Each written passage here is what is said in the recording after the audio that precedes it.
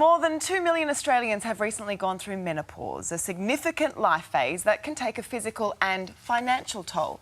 Accounting for around 40% of all healthcare visits in the country, menopause costs Aussie women more than $112 billion a year in lost earnings and super. But it's not all bad news. Experts say there are simple ways to navigate these big changes and manage some of the symptoms at home. So to discuss this, we're joined by Don't Sweat It co-founder Shelley Horton and nutritionist and trainer Kelly Richardson. Good morning to you both. Morning. Shelley, we'll start with you because you've been very vocal about your journey with perimenopause. I follow you on Instagram and I've learned a lot from you. What have been your toughest challenges? I think education has been the toughest thing for me because I went into perimenopause and I'd never even heard the word perimenopause before. So I didn't know the symptoms to look out for. I had hot flushes, which I kind of just wrote off as me being a bit overweight, a few COVID kilos.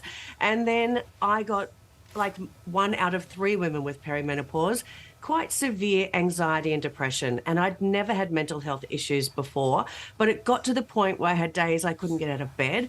It really affected my work ethic. I nearly quit at Channel 9 because I found I could come in and rally for my 20 minutes on air, but then I'd be driving home in tears, berating myself for sounding silly on national TV. And that was just the depression speaking. And it wasn't until I had a period that lasted 62 days that I actually went to a doctor. And then as soon as I saw a doctor and I got onto HRT and an antidepressant, I was back, baby. I was me again. And so I'm passionate about this because I lost 9 months of my life just because I wasn't educated about it. And I'm like, if I'm going through that, I know that a lot of other women are too. Well, it's so important that people like yourself, Shelley, are speaking out about this because in the past it really has been a bit of a taboo subject and, you know, women have suffered in silence, haven't they? So how much support is out there? Well, honestly, during my perimenopause at the start, I didn't feel like I was supported at all. But that tide is turning and we're finding that menopause is having a moment. So because of my experience, I joined forces with Dr. Ginny Mansberg and created Don't Sweat It, which is to help workplaces educate women and men and everyone about perimenopause and menopause so they can be more supportive. And on March 6th, I'm actually going to be part of a parliamentary roundtable with some incredible experts like the head of the Australian Menopause Society. And we're going to present to the MPs that we need the 3 E's. We need to empower, we need to educate, and we need evidence-based research because a lot of the research is from overseas. It's not Australian-based.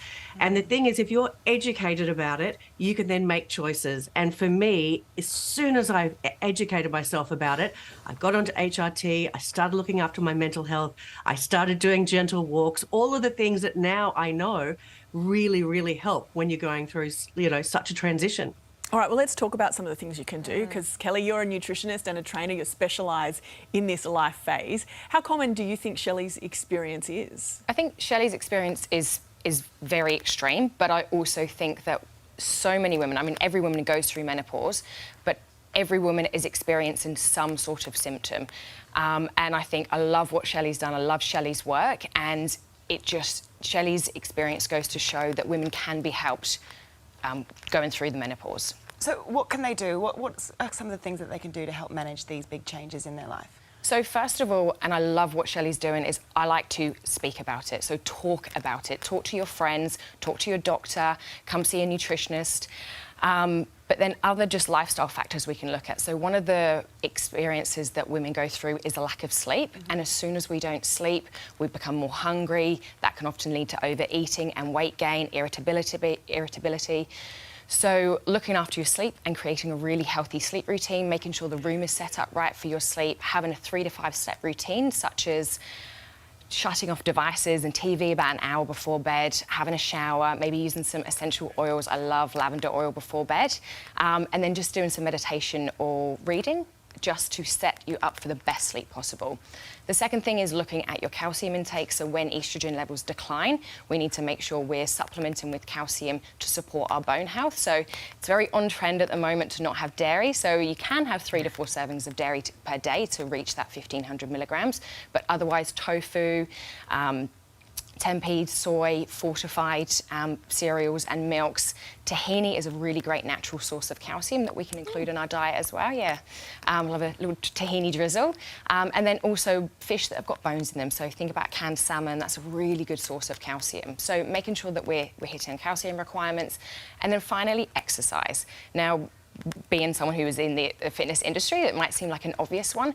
Yes, it's for obviously fitness and cardiovascular health, but also to increase serotonin levels. So as Shelley experienced anxiety and depression, so making sure that we're exercising so that we're getting that happy hormone. Well, And Kelly, that is amazing advice. We appreciate you coming in this morning. And thank you to you as well, Shelley. Ladies, let's keep that conversation going. Thank you.